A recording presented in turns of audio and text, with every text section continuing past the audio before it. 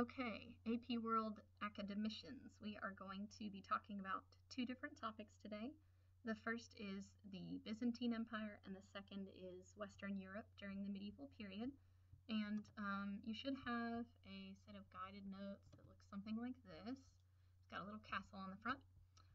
I'd also like you to have out a plain piece of paper because we are going to go through a really short PowerPoint right now that covers the Byzantine Empire, and it's super brief, so I'm just going to ask that you take these notes onto a standard piece of notebook paper. So, the Byzantine Empire, just label your notes Byzantine Empire on your piece of paper. This really is the eastern half of the Roman Empire. The western portion, whose capital was at Rome, fell in 476 to a variety of Germanic invasions. The Byzantine Empire didn't experience that kind of a fall. There were various pastoralist peoples who were invading, but the eastern portion was relatively wealthier and better defended, and it was able to persist against all of those nomadic invasions. One of the most important features of the Byzantine Empire that you'll need to remember is that the government is ruled in what is called a Caesaro-Papist way. We talked about this in class the other day, but what a Caesaro-Papist ruler means is that one person, the emperor usually, combines secular authority, and if you would define that word secular out to the side. Secular just means not religious. Okay, so in the United States, the president has secular authority. So not religious authority, just political authority. So secular you can also maybe equate with political authority. So in the Byzantine Empire, you had an emperor. He ruled politically, but he also ruled religiously. He had a really, really important role within the Orthodox Christian Church, which was the church favored by the Byzantine Empire. And there was a head of the Orthodox Church called the Patriarch, but he was not really more important than the emperor. The emperor had a huge role to play within religion and was viewed sort of as Christ's representative on earth, or God's representative on earth. All right.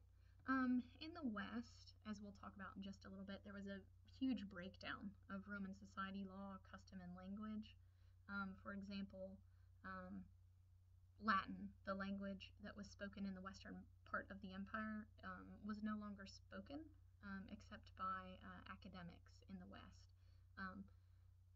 New languages came into being, sort of the ancestors of modern French and German. In the Byzantine Empire to the east, they really retained Roman laws, customs. They had large cities, which the West lost. They also retained the use of the Greek language, which is what was used during the Roman period as well. Both are Christian, but there is what is called a schism. A schism just means a breaking, so they kind of were torn asunder. And this great schism occurred in 1054, and the Eastern Orthodox Church, led by the Patriarch, was finally split from the Roman Catholic Church, which was led by the Pope. And they were both Christian. They both agreed on the divinity of Christ, but there were certain other theological issues that they didn't agree on, and they really didn't agree on leadership. The Roman Catholic Church said that everybody should follow the Pope as the #1 Christian leader, and the Orthodox Church really did not agree with the idea that the Pope was the official head of the church. All right. The Byzantine Empire, again, was a continuation of the Roman Empire in the East, and they really built on the Roman achievements from the previous period and kept going. So in the 500s, 600s, and 700s, they were still really strong. They built an enormous church called the Hagia Sophia, or the Church of the Holy Wisdom, and we'll actually look at some pictures of that in class. The Emperor Justinian, who's around in the 500 CE, goes through, or his representatives go through, and they kind of comb through Roman law and they systematize it. They put it into categories. So, for example, all Roman law dealing with divorce was compiled, looked through, and put into that category of divorce law. All Roman law about property inheritance, the same thing happened with it. So he really made the bureaucracy more efficient by that systemization of the Roman law, and really kind of helped the empire to run a lot better. And so he is known as the lawgiver. He also reconquers parts of Italy and North Africa that were in the Western Roman Empire.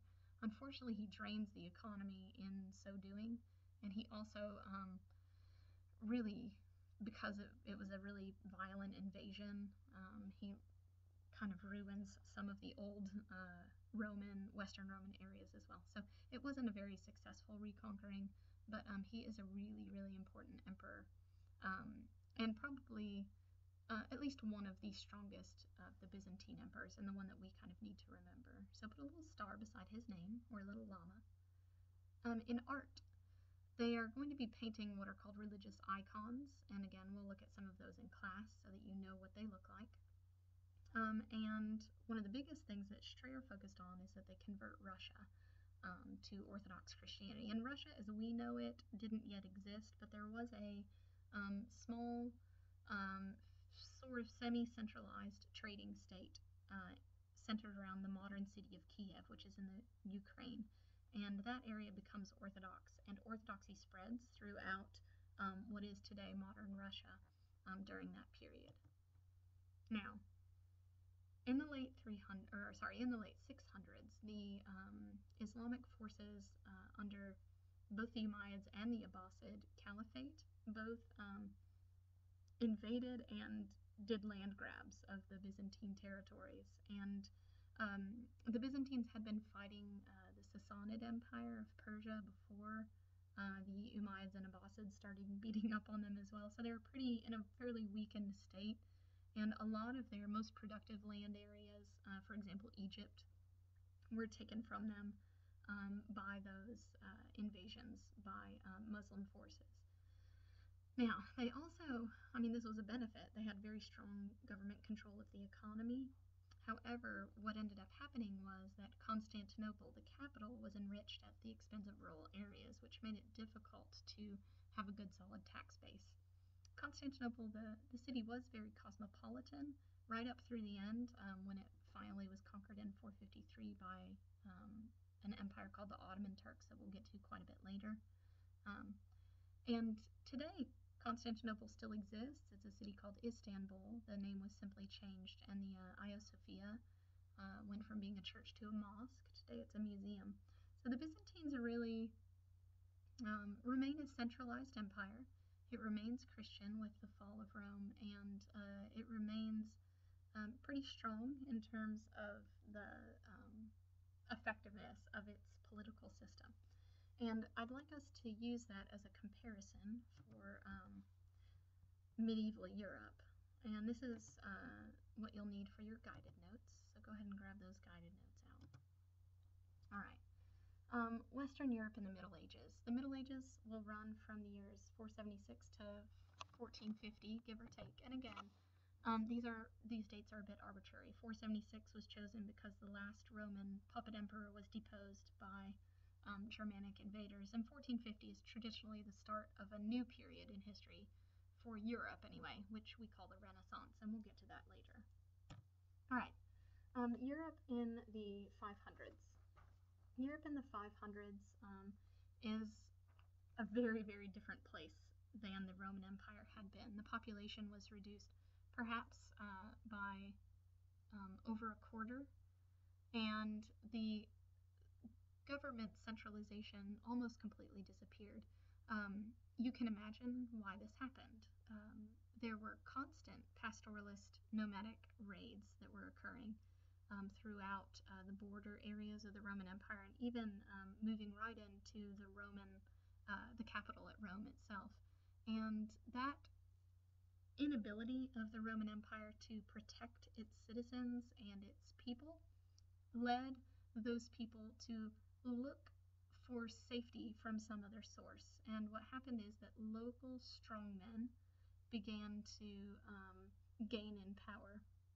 So, for example, local elites would build stone castles, for example, to protect the people in both their family and in the surrounding areas. And as more and more Germanic tribes moved into the Roman Empire, it got very difficult to manage, and things became more and more localized as safety became paramount and the central government was unable to protect its people. Christianity does provide some unity throughout all of Europe, but for the most part, especially politically, things were extremely disunified. Now, as the Roman Empire fell apart and was picked off, new Germanic rulers, so pastoralists that settled down and began to rule some of these areas that they had invaded, those Germanic peoples didn't want to erase the Roman Empire. They just kind of wanted to add a Germanic aspect to it. And when I say Germanic, I just mean ethnically Germanic.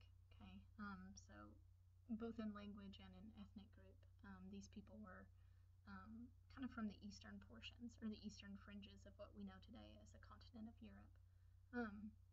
Those Germanic people became the dominant peoples. Their languages replaced Latin. They formed regional kingdoms, and they were very influenced by Rome. Again, they don't want to get rid of Roman culture. They wanted to, in some ways, emulate it. Straya had a really nice quote from a from a Germanic soldier serving in the Roman Empire, and on his funeral monument, it said, "I am a Frank by nationality." A Frank is just a type of Germanic person. It said, "I am a Frank by nationality, but a Roman soldier under arms." So again, they don't necessarily want to erase that Roman culture. However, inevitably, that huge ethnic and linguistic change, as well as the instability caused by the invasions of those Germanic people, just tears apart the Roman Empire at the seams, and the Roman Empire becomes no more in the West. It completely breaks down, and what you get are these very small, disunified kingdoms ruled now by Germanic kings, and often those kings had very little power in fact. Now, there was an organization, just like in the Byzantine Empire, that helped provide unity, and after the collapse of the centralized Roman government, the Bishop of Rome, who we will know later as the Pope, Pope comes from the Latin word for father, by the way, he becomes the most important leading figure in the Roman world. And the Catholic Church itself begins to slowly develop over time. And we can see a recognizable Catholic Church really in place by the probably 500s and 600s with a very important bishop at Rome who's called the Pope. And over time, that bishop and his leadership will grow, and the Roman Catholic Church will develop over time.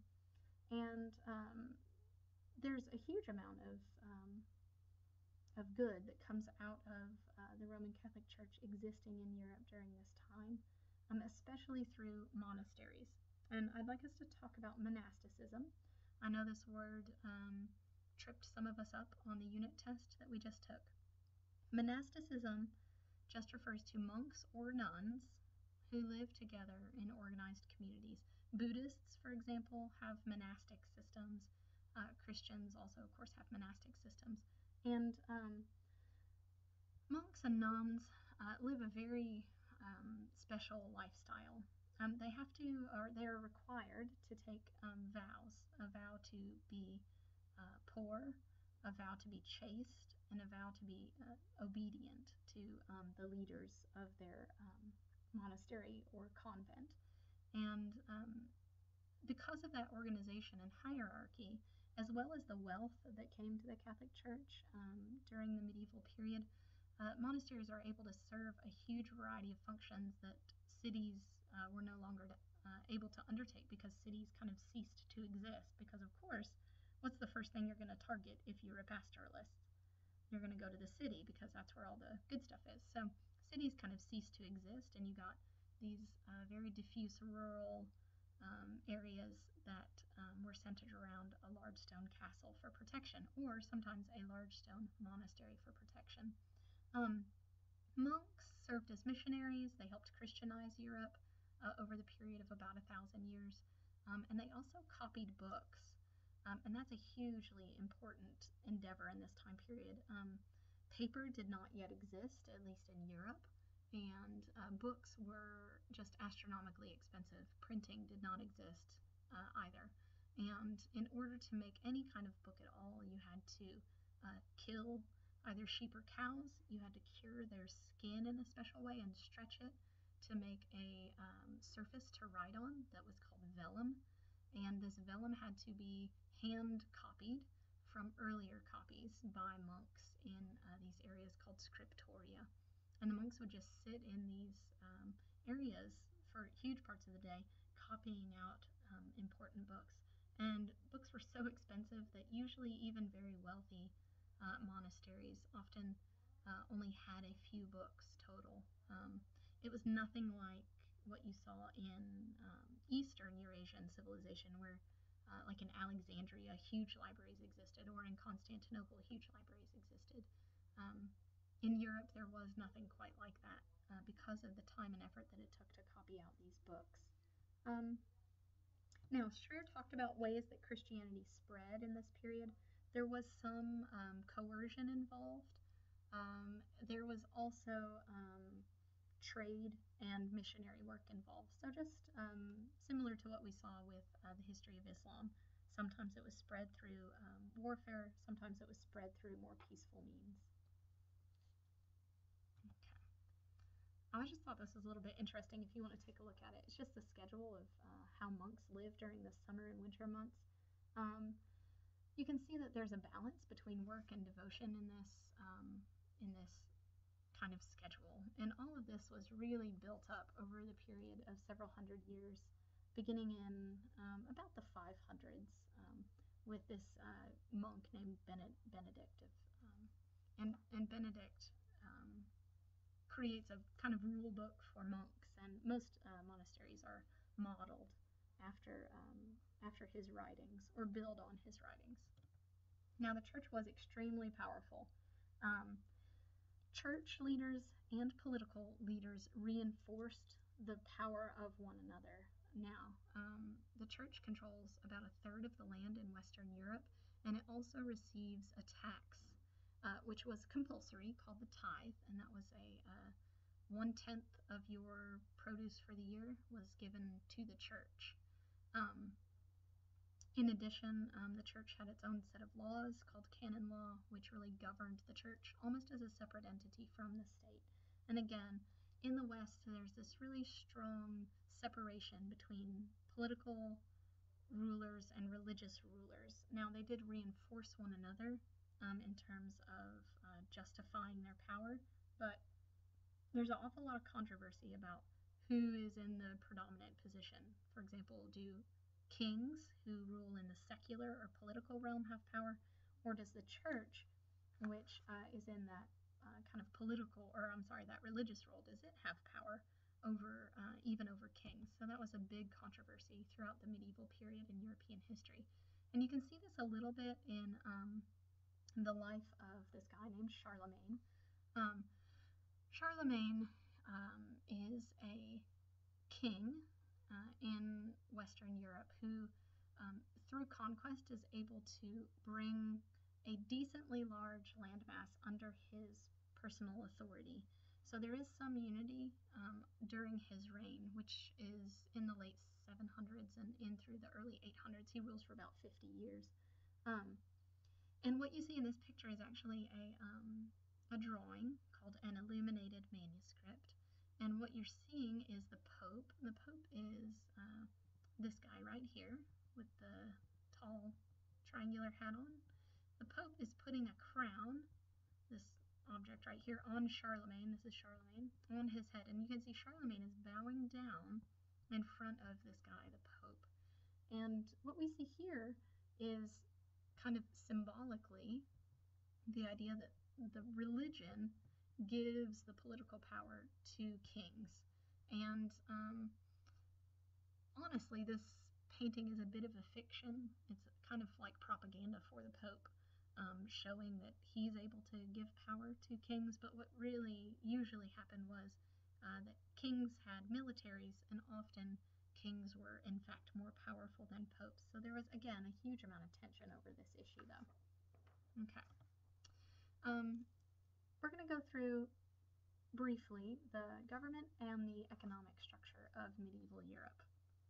Let's first talk about government.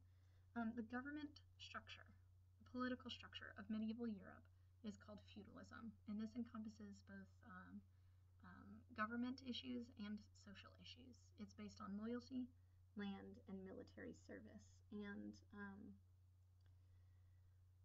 it occurred because the central government had broken down.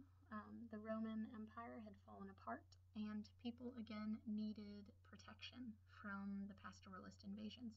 So local leaders began to be more important than the far-off emperor who was unable to protect the people. And a lot of people became what were known as serfs. And I want you to put a llama or a star or underline or highlight that word serf. It's a really important word. We'll see it again and again. A serf is not just a peasant. It's not just a person who is a farmer. It is someone who does not own land. They are landless peasants. And what they offered to a powerful local leader was labor in exchange for protection. So let's say I'm a person living in the Roman Empire and I have a little bit of land, but I'm unable to protect myself, my family, or my land because pastoralists keep showing up, burning my crops. Maybe they kill my cattle or steal it. Maybe they kill my children. I need to find protection. What I would do is go to whoever was the local strongman, whoever was richest and could build some kind of structure that provided protection from these raids. And I don't have much to offer to that person except for my plot of land. So what I might say is, I will continue to work this land for you. I'll farm it. I'll give you some of the produce of that land, and you'll own it. And I'll get to keep a portion of the produce so I can keep myself alive. And when pastoralist raiders come, I get to go into your castle with my family for protection. And that's how serfdom really came into being. There was also an interesting structure at the top of the social hierarchy based around something called a fief. And a fief is a grant of land that's given in return for a pledge to provide military service. And you get a really, really interesting military structure in medieval Europe because of this breakdown of centralized power. So what began to happen was lords, aka people at the very top of the social hierarchy, owned a lot of land, or kings owned a lot of land. And what they would say to people who had a decent amount of money, usually, was that they would give them more land, aka a fief. I'll give you this piece of land. And what you need to do with that piece of land is make money off of it. With that money, you need to buy armor, and you need to buy a horse, and you need to buy weapons, and you need to train. And when I call on you, you will come and fight in my military. This is very, very, very different from what we think of as normal. What we think of as normal is a standing army. A standing army is a military that is paid wages by the central government to fight. There was really no central government in this time period, so what you had instead was this really strange system of granting land, which people made money off of because of all the serfs that lived on it, working the land for them. They were able, because of the labor of serfs, to be freed up. Their time was. They trained militarily, and they were at the top of the social hierarchy as knights. And I know everybody's heard of a knight. What a knight really is a soldier who had a horse and armor. And usually you could only pay for those things if you had a lot of land. So usually knights were given a fief, which was a pretty large plot of land with serfs attached to it. And using the money that they gained from that land, they would purchase military equipment, and they would train, and they would fight and help protect the land. Now, in reality, there were a lot of power plays going on, and lords who had a lot of knights who they had given fiefs of land to would fight one another, not just pastoralists who are invading or Vikings who are invading. They would fight one another as well in order to try to gain the upper hand and be more powerful. Serfs were kind of caught in the crosshairs of all of this. They were not allowed to leave the land that they were bound to. They did not own that land, but they couldn't up and move. They were required to work that land by the law, and they were not a slave. They could not be purchased and they could not be sold, but they also were not free. They couldn't leave the land that they were working on. So it's a really complicated and interesting social and political structure that you had in feudal Europe, in medieval Europe. This is kind of a graphic illustration of that system. You've got the king at the top and his lords. These are people who own a ton of land. Usually the king gives these lords a fief. The lords kind of divvy that up among various knights. Those knights offer protection to the peasants who give food. Knights and lords give loyalty, technically. Of course, some of these lords might decide that they want to be the king. They could call their knights out into battle and overthrow this guy at the top. So it was a really unstable political structure, and it was really based on your ability to lead troops.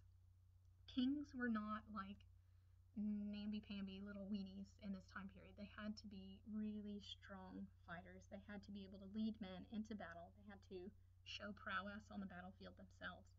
Otherwise, they'd just get kicked out by some lord who thought that they could do it better. Okay. Let's talk about the economic system. The economic system is pretty cool as well. The economic system of this period in Western Europe is called manorialism. It's pretty simple. It's a localized economic system, so everything that you need is produced on a large landed estate called a manor. Sorry, there's a little typo right there. That should say landed. Okay. And these large estates with a lot of land have usually a manor house on them, but usually at this time the manor house was a castle. On your guided notes, there's a picture of a real castle at the front. This is not Cinderella's castle, okay? This isn't a palace. It's not meant to be pretty or luxurious. It's meant to be defensive. And that castle was kind of the center of life, and both economically, politically, and socially at this time. Serfs were attached to certain castles. Knights owed loyalty to families that owned the castles, and people would move into those structures for protection when needed. Manorialism as an economic system is really just based on making what you need where you are. Trade isn't very prominent. There isn't a lot of currency created in Europe at the time. Mostly people just bartered. So I made some rope and you have some fish and we'd make a trade. And that's really how things went down.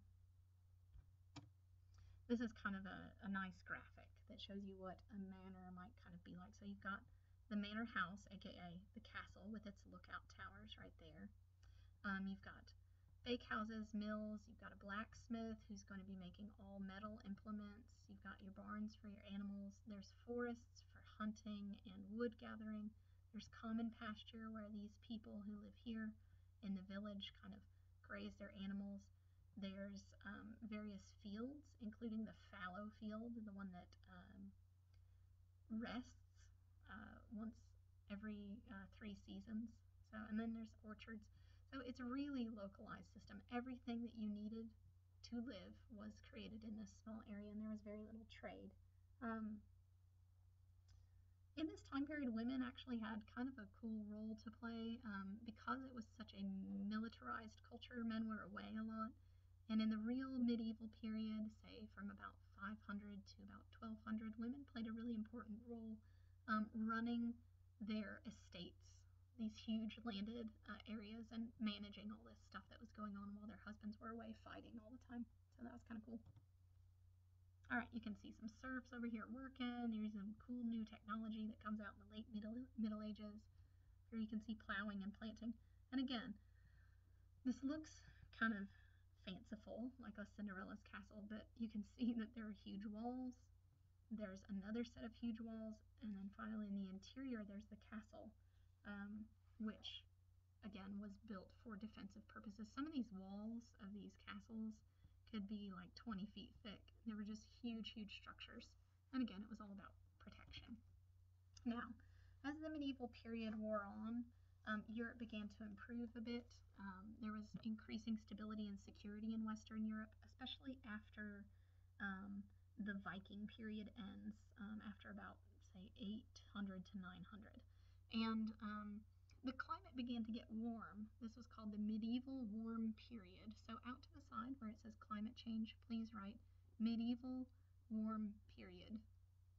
And the climate got a little bit better, and what happens is when the climate's warmer, the growing season is longer and production rises.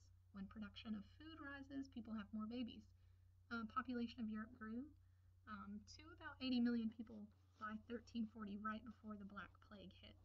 So you had a decent amount of people. There was also this huge growth in agriculture, just like I said, not only because of the better climate, but also because of the nice new technology that came out. And Sure went into a bunch of different kinds of technology. For example, there was a really heavier wheeled plow that had this thing called a mold board that sort of turned over the soil as you plowed, and the animal of choice began to be horses rather than oxen, and horses could plow basically a lot better than oxen could. Horses began to be shoed with iron horseshoes, and this thing right here, I've got it on both areas. This is called a horse collar right here. Okay, and what it does is distribute the weight of the plow and the pulling across kind of the chest of the horse rather than around its throat. So this is kind of a distribution mechanism, and it distributes that weight right here across the horse's chest. And it can pull better because what happened before is there were these little kind of neck collars, and it would just choke the horse if it pulled too hard. So this horse collar was a huge deal. They also began to use this thing called the three-field system, and I mentioned this a little bit earlier when we were looking at that picture of the manor house. What happened was pretty much that there would be different kinds of crops planted, and you'd have 3 separate fields, and you'd plant different kinds of crops in each field, and each type of crop would rotate. And one field would always lie fallow or be at rest, and what this allowed the soil to do was rebuild its nutrients, making it more productive. So again, the agricultural techniques just got a lot better in this period. And there are some other really cool changes. Again, populations of cities and towns began to grow as things became more secure and there were more people. And because of the low population, even though it was growing, it's still quite low, they looked for cool technologies that could increase power and production. And I know we kind of think about things like windmills or water mills to grind grain, but it can do a lot more than that. You can, for example, use water or wind power to help make cloth or help tan hides. So there's a lot of different kinds of work. You can also pump water. That's actually what this windmill is doing, pumping water out of the land so you could drain it and plant crops on it. That's what the windmills of the Netherlands do. They just drain the land because a lot of the Netherlands is under sea level. So trade starts to pick up in both the Mediterranean and the Baltic, and you get these kind of cool new cities. Now, Strayer mentioned a few cities. For example, Paris had about 80,000 people by the sort of mid to late medieval period, but you got to compare that with what's going on in Afro-Eurasia. Okay, Alexandria was huge, several 100,000 people, maybe 200,000 to 300,000 people. Hangzhou, the capital of China, had more than 1 million people living in it. Cordoba, a city that we've already talked about in Spain, under the Islamic areas, had over 500,000 people living in it. So as compared with Paris, which was the largest city outside of Venice, at about 80,000 people. Now, as economics and towns and things start to pick up, you get groups of people organizing themselves into something called a guild. And you might have heard of guilds there we go. I'm going to skip over a little bit. You might have heard of guilds in the movie, The Wizard of Oz. Yeah, the little guys who are members of the Lollipop Guild. Lollipop guilds and other guilds are just associations of people who make a particular product. So glass makers, shoemakers, lollipop makers, horseshoe makers, whatever it is that you made. People who made that thing would gather together in an association, and they would control membership and the ability to make that product. They would control the quality and price of that product. It is definitely not capitalism, but this is how economics were organized in the medieval period. Let's see. Okay. Now. Okay, sorry. I think I'm a little bit off of your notes. My bad. So all of this information is really good news for most monarchs. Production makes taxes go up. More people means more taxes. And it became possible for some monarchs to start centralizing power a little bit more. And we see this least, however, in England. In about 1215, English kings were required by their nobles, or an English king named John. He's the only John, by the way, because he was such a big failure. No one else wanted to be named John after him. He was required by his nobles to sign something called the Magna Carta, or the Great Charter.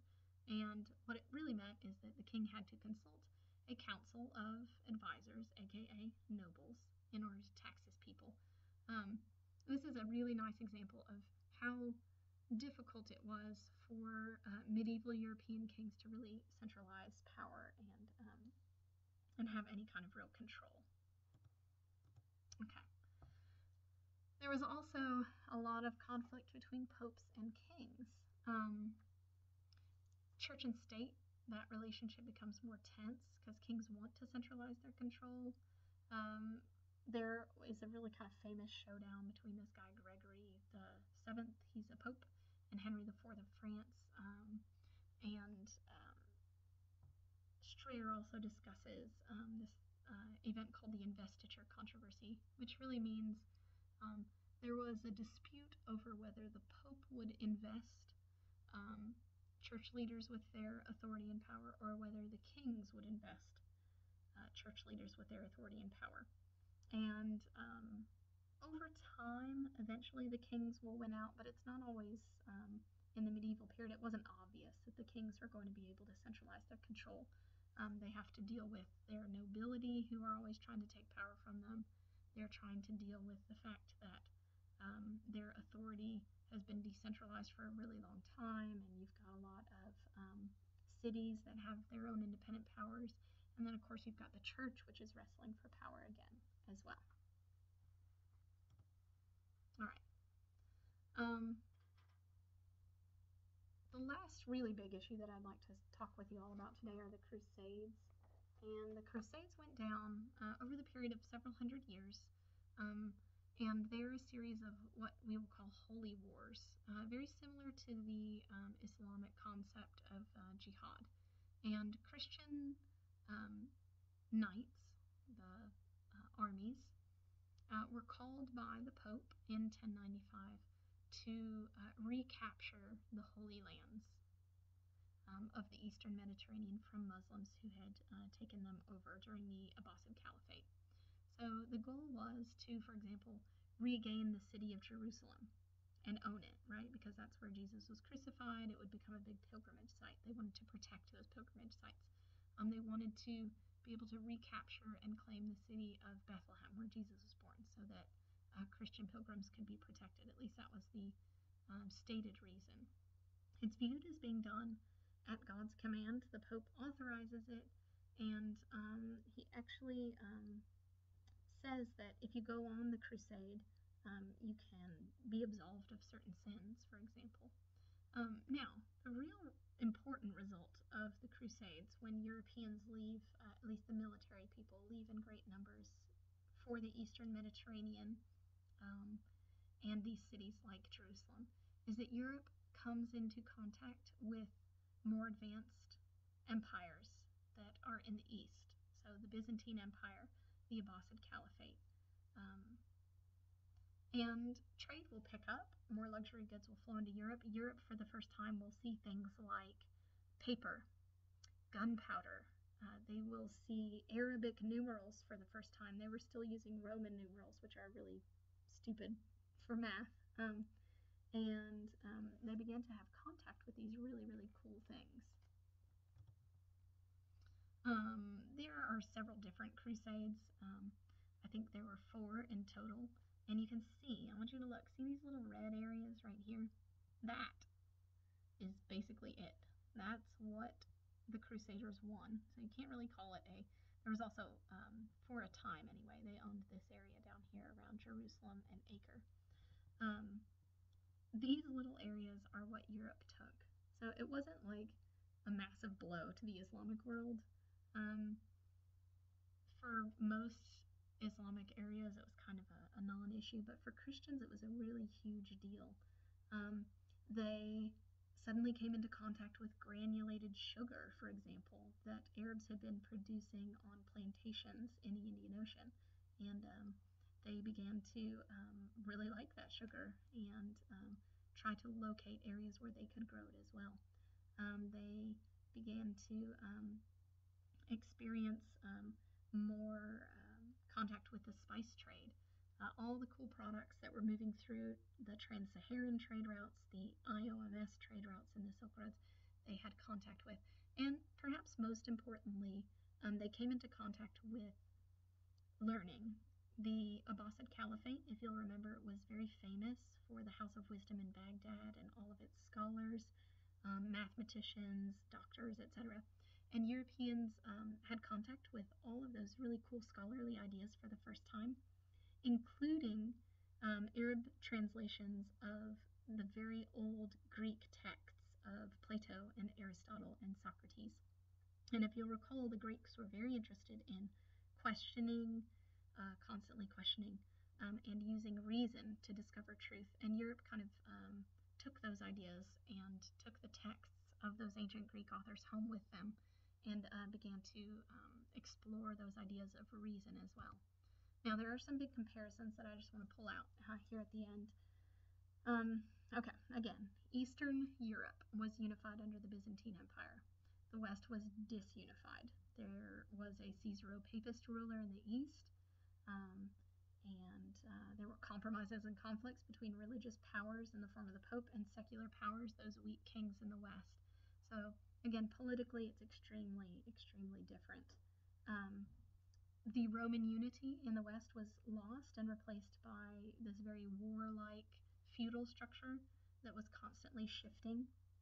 However, that structure, where the power was constantly in flux, really gave rise to quick innovation in weaponry, especially for gunpowder. Gunpowder will reach Europe through the Abbasid Caliphate in this period, and Europeans will go on to invent cannon by around 1300, which had not been invented elsewhere. Even though gunpowder was being used, it just wasn't as necessary in a big unified state. But in a small decentralized area where tons of little kings were competing with one another for power, innovating in new weapons could really help you out a lot. So Europe was very innovative in terms of creative ways to kill one another. Let's see. And the weakness of kings in Western Europe allows some cities to kind of gain almost city-state status, especially as in Venice, which was a city-state in Italy. And there was a lot of trading and merchants that could eventually operate out of those areas. And even though they were disconnected geographically from those main centers of trade, they really began to be interested in making money through those venues. And that's going to be very important later on in European history. So that's it for today. If you guys would Make sure that you've got both this piece of paper where you read about the Byzantines and this piece of paper where you read about Western Europe. If you've got questions, bring them to class and we will talk about them there.